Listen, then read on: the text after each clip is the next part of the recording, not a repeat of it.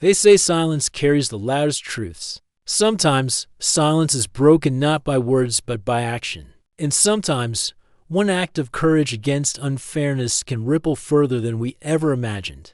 This is a story about defiance, about nature, and about how one man stood up against a powerful homeowners association that tried to crush him. With rules and fines, the HOA thought they had the upper hand. But what they didn't realize was that when you go against nature, you will never truly win. It all started with an envelope. Not just any envelope, one that carried the weight of destruction, humiliation, and ruin. A plain white envelope with the stamp of authority slid into my mailbox one quiet afternoon. I remember holding it in my hand, my thumb brushing the seal, my chest tightening before I even opened it. Something about HOA letters always made me uneasy. They never brought good news. They were weapons disguised as polite paperwork. When I finally tore it open, I felt my stomach twist. Printed in sharp black ink were the words that would change everything. Violation of community water use regulations. Fine, $50,000. I read it again, certain I had misunderstood. $50,000? For what? My eyes scanned the explanation, and there it was, bold and smug, hoarding water. For a moment, I just stood there in disbelief. My knees felt weak. The air around me seemed thinner. Hoarding water? Was this a joke? I wasn't hoarding anything. I wasn't trying to cheat anyone. I had built a small dam at the back of my property, a way to collect rainwater that would otherwise wash away, a way to keep the soil from turning to dust in the scorching summer heat.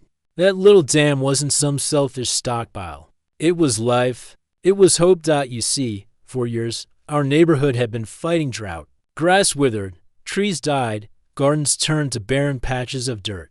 Wildlife stumbled through our streets, desperate for water.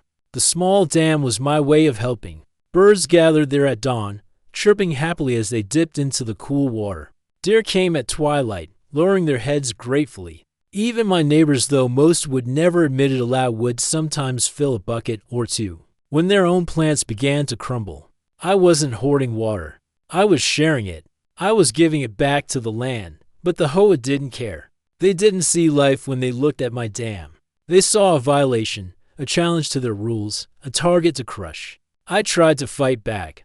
I gathered data, photographs, proof that the dam prevented erosion, that it replenished the groundwater, that it helped us all. I brought letters from neighbors who thanked me for what I was doing. I pleaded with the board to look beyond their rigid, soulless rulebook. Their response was cold, mechanical, and dripping with superiority. The rules are clear, they told me. You cannot collect or redirect water.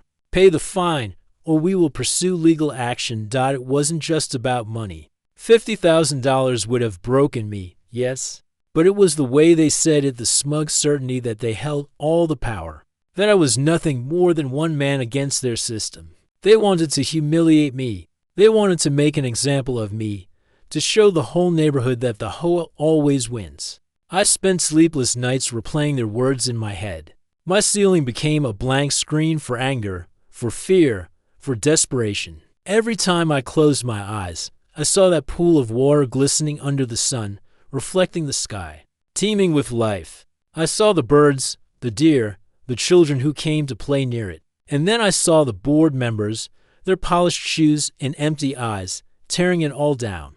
But one night, lying awake in the dark, a strange clarity settled over me. If they wanted to accuse me of hoarding, maybe it was time to show them the truth. If they thought they controlled water with their papers and fines, maybe it was time to let nature speak louder than I ever could.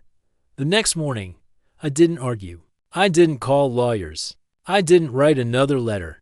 I simply gathered my tools, walked down to the dam, and with deliberate, steady hands, I pulled the boards away. At first, there was a trickle, just a whisper of movement, water slipping past the opening like it was testing its freedom.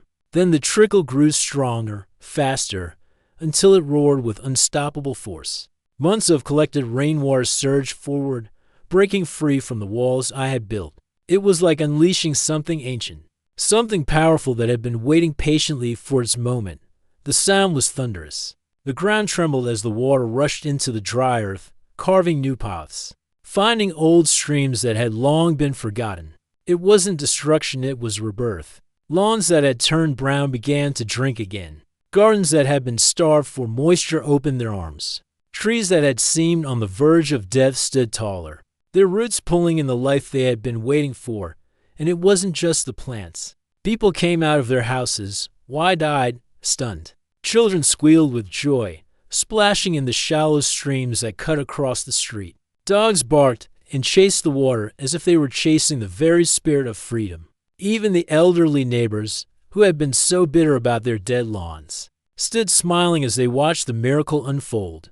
For the first time in years, laughter echoed through the neighborhood. Real laughter, the sound of life returning. Of course, the HOA wasn't laughing. They stormed down the street, waving clipboards, barking orders, their polished shoes sinking into the damp earth. They shouted about damage, liability, violations. But their voices were weak, drowned out by the rushing water and the joy it brought. I stood there, watching them flail, and something inside me snapped free. I shouted back, my voice carrying over the roar of the stream. Look around you. Does this look like hoarding? This is life. This is balance. This is what nature intended all along. Their faces tightened with anger. They scribbled notes, threatened lawsuits, snapped photos as if their cameras could capture control. But deep down, they knew they were losing. Not just the battle with me, but the battle with truth. Word spread quickly. Neighbors took videos, sharing them online. Reporters arrived with cameras, documenting the scene. Environmentalists praised the natural recharge, explaining how water storage and release could revive ecosystems. People across the state began questioning their own HOA letters, demanding answers. Why were rules written to crush rather than nurture? Why was life seen as a violation? The HOA board had no choice. They retreated behind closed doors, muttering about legal reviews. The fine was quietly withdrawn. The rules were quietly amended. They never apologized, of course. Pride wouldn't allow it, but it didn't matter. The world had already seen. The neighborhood had already felt it. And the truth was undeniable. My dam was gone. But in its place was something far more powerful. Nature had reshaped it into winding channels, into small ponds where frogs sang at night, into streams that ran steady even through the heat of summer. It wasn't my dam anymore. It was everyone's. It was the land's. And in that moment, I realized something profound. I hadn't won against the HOA. Nature had. I was just the hand that pulled the boards away. Today, I sit outside my home and watch the water still flowing, slow and steady, feeding the thirsty soil. Birds gather every morning, deer come every evening, and children laugh as they play in the shallows. My neighbors plant gardens again, their homes filled with color and life. And every time I see it, I feel a quiet peace. The HOA wanted to find me, to break me, to erase what I had built. Instead, they sparked a movement.